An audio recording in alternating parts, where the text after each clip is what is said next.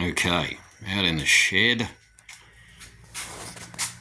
and we are trying to determine the length of the top and bottom trailing arms on the GT40, which uses the very unique inverted lower rear A arm.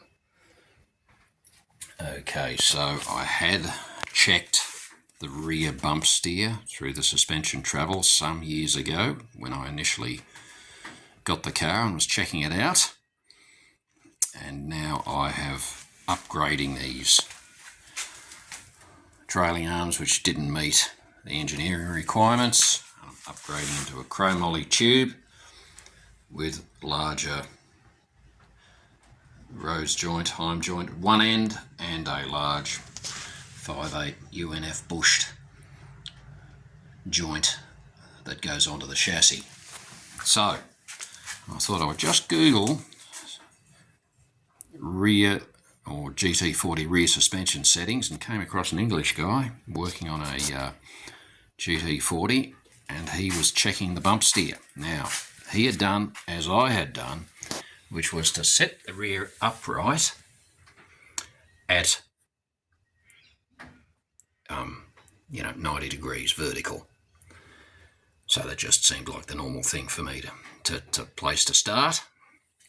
And then I watched his video, and he did a bump steer check with this simple bump steer, I don't know what you call it, checking gauge, which is just a piece of, I've just used a piece of plywood with 2 bolts on, which you just simply lean onto the disc.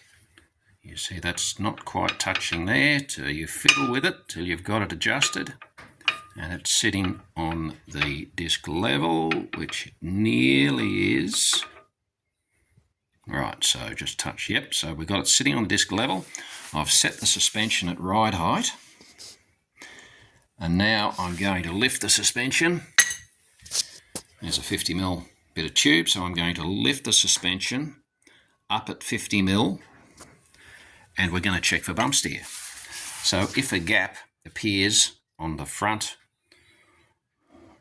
or the rear, so if it appears on the rear, you need to wind the top link further out, and the top trailing arm further out, and the bottom trailing arm further in.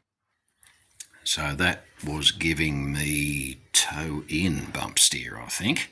Yeah, if you've got toe out bump steer, you need to wind the bottom trailing arm out and the top trailing arm in. Right, so I'll just put the camera down for a sec, and I will attempt, or I will put the 50mm tube under the suspension. So that's probably more than it's going to up travel. So let's see what we got.